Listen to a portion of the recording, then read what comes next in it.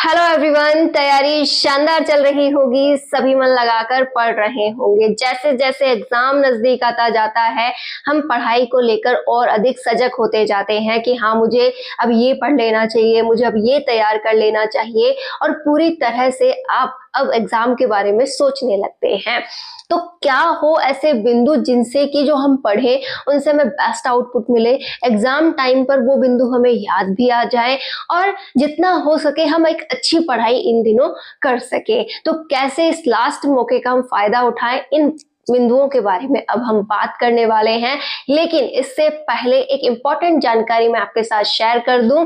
Text book पर चल रही है ग्रैंड पास सेल और इस सेल का फायदा आप उठा सकते हैं आज और कल, यानी 29 व 30 अप्रैल को।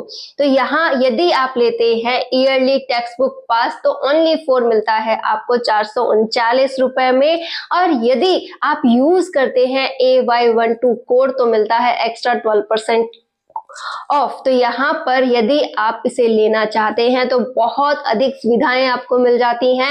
इस एक पास मात्र से आप किसी भी गवर्नमेंट एग्जाम की तैयारी यहाँ पर कर सकते हैं, जैसे SSC, UPSC या फिर कोई भी गवर्नमेंट एग्जाम आप उसकी तैयारी कर सकते हैं। साथ ही साथ मॉक टेस्ट यहाँ पर अवेलेबल हैं, सॉल्यूशंस यहाँ अवेलेबल हैं, टॉपर टेस्ट सीरीज यहाँ अवेलेबल है। टोटली कुल मिलाकर ये आपके लिए बहुत शानदार रहने वाला है। तो यदि आप इसे परचेज करना चाहते हैं तो लिंक मैंने डिस्क्रिप्शन में डाल दिया है, आप वहां से इसे परचेज कर सकते हैं। और एक्स्ट्रा 12% ऑफ के लिए यूज कीजिएगा AY12 कोड। तो जिसे भी जरूरत है या फिर आप किसी को सजेस्ट करना चाहते हैं तो आज ही आप इस साइट पर जा सकते हैं। फिलहाल हम बात कर रहे थे कि कैसे जो पढ़ाई हम कर रहे हैं उसे और अच्छा करें, उसे इस प्रकार से करें कि एग्जाम टाइम पर हमें नर्वसनेस ना हो और जितना हम पढ़े उससे हम बेस्ट बेनिफिट वहां ले सके।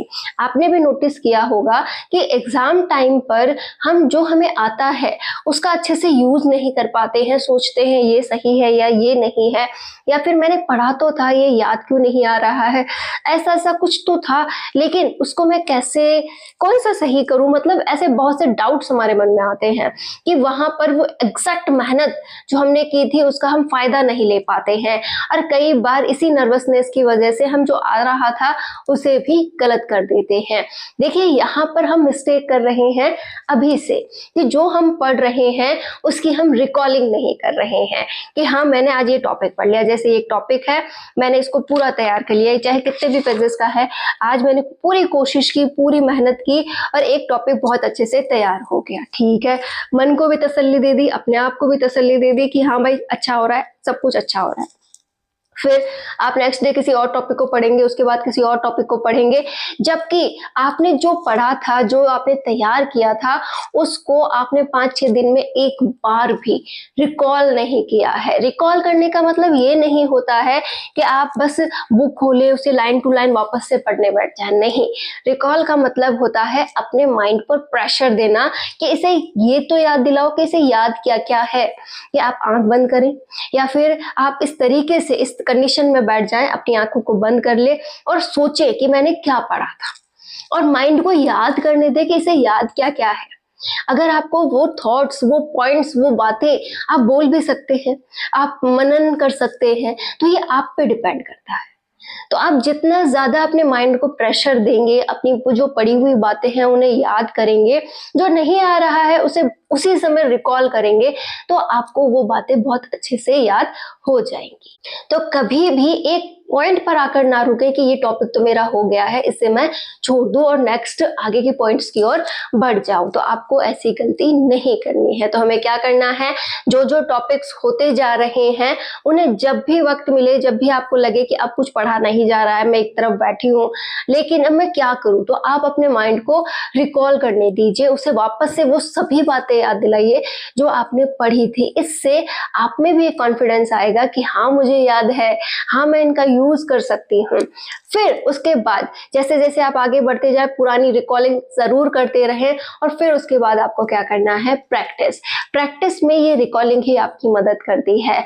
जब ये सब काम होने लगते हैं तो अपने आप में कॉन्फिडेंस कॉन्फिडेंस हमें आने लगता है कि हाँ भाई, तैयारी तो हमारी शानदार है, इससे हम इस बार एग्जाम निकाल लेंगे। तो जब तक हमारे अंदर वो पॉइंट ही नहीं आया कि जिससे हमें लगे कि कुछ अच्छा हो सकता है, तो हम नेगेटिवनेस के साथ कैसे आगे बढ़ सकते हैं। तो अपने आप को आप ही मजबूत बना सकते हैं, आप ही आज ही से अपने जो एग्जाम है उसके लिए आप तैयार हो सकते हैं। तो ये वाली गलती बिल्कुल ना करें। पढ़ हर कोई रहा है, कि ऐसा नहीं है कि ये बुक्स केवल आप ही के पास है, इसे बस आप ही पढ़ रहे हैं, ये एग्जाम आप ही दे रहे हैं, ऐसा बिल्कुल नहीं है।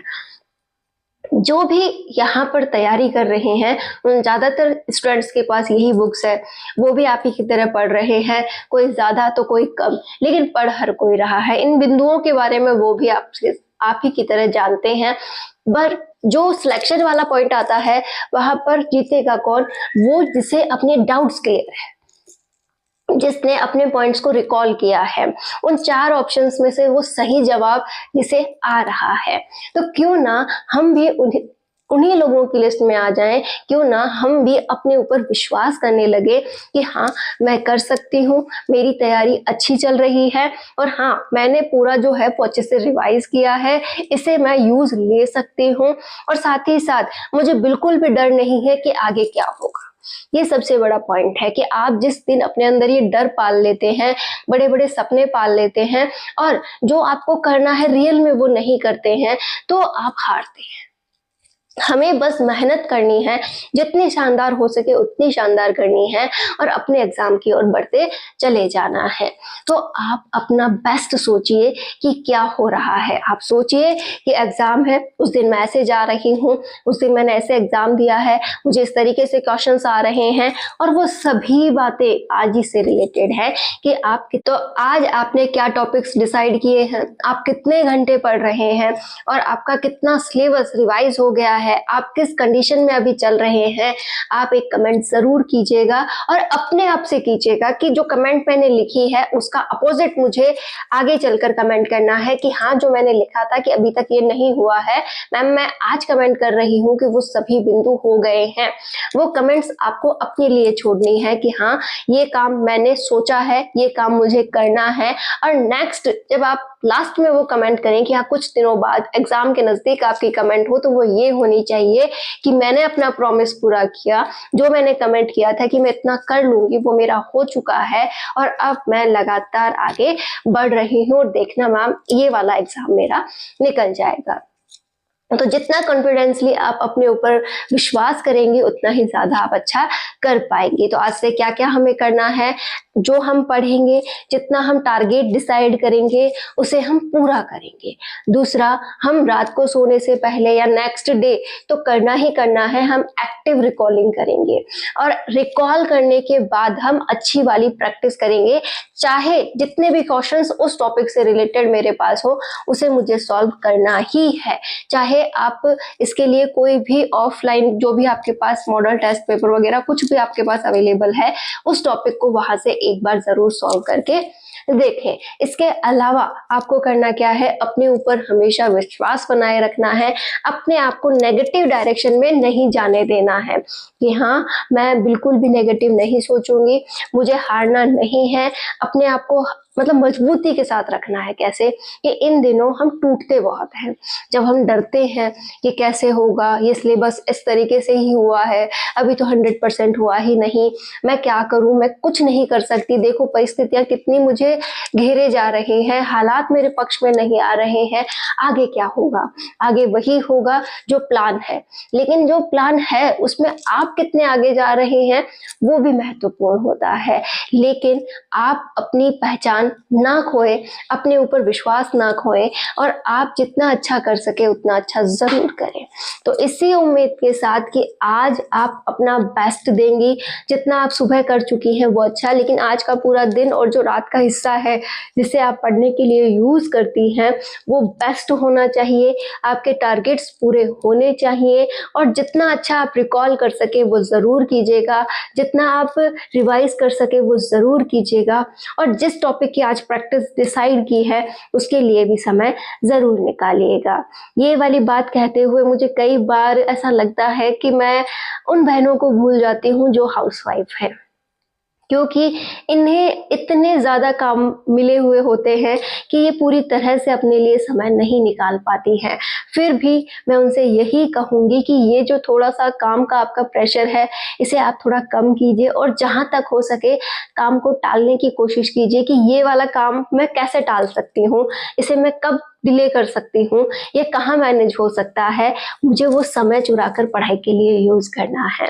तो आप जहाँ-जहाँ चुरा सकें वहाँ से ज़रूर चुराइएगा कि हाँ, ये वाला काम जो है मैम ये कल हो सकता है, कपड़े मैं एक साथ कल धो सकती हूँ, या फिर ये जो काम था इसे तो मैं बाद में जब सब तरह का डिस्टर्बेंस होता है तब कर लूँगी, अभी मैं फ्री हूँ तो मैं सारा समय ला कर के पढ़ाई को दे देती हूँ। तो देखिए आप ही को आपका सोचना होगा, कोई भी आपसे अलग से पर्सनली समय देने वाला नहीं है।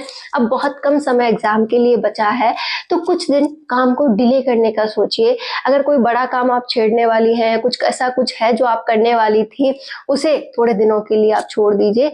जून आराम से आप उसका कर लीजिएगा, जो भी आपको करना है। अभी जितना समय आप निकालना चाहें वो पढ़ाई के लिए ज़रूर निकालें और कोशिश करें कि आप आगे आ सके, क्योंकि हाउसवाइफ बहुत पावरफुल होती हैं, क्योंकि वो इतना मैनेज कर सकती हैं तो अपने लिए पढ़ाई भी तो मैनेज कर सकती है, अपनी लाइफ को भी तो संवार सकती है।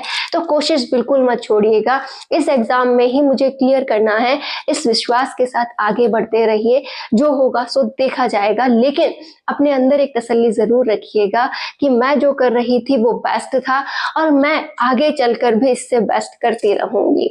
हालात एक ना एक दिन हमारे पक्ष में जरूर होंगे। मैं आज जिस कंडीशन में हूँ उस तक आने में मुझे वक्त लगा है और आगे भी अपनी कंडीशन को मैं जहां लेकर जाऊंगी उसमें भी मुझे वक्त लगेगा, लेकिन मैं टूटने वालों में से नहीं हूं। तो उम्मीद है आप भी टूटने वालों में से नहीं होंगे और हम मिलकर अपनी एक नई जो हिस्ट्री है उसे हम बनाएंगे कि हाँ, हम लोगों ने अपने ऊपर विजय हासिल की थी, हम लोग इस तरीके से आगे बढ़े थे, हमारे बच्चों को हम पर प्राउड है कि हाँ, हमारी मम्मीज जो है वो बहुत आगे हैं और आगे यूं ही बढ़ती रहेंगी और हम भी उनके साथ इसी प्रकार ग्रोथ करते रहेंगे। तो इसी पूरी महत्वाकांक्षा के साथ आप भी आगे बढ़िए और लगातार अपने आप को सफल बनाते रहिए। All the best.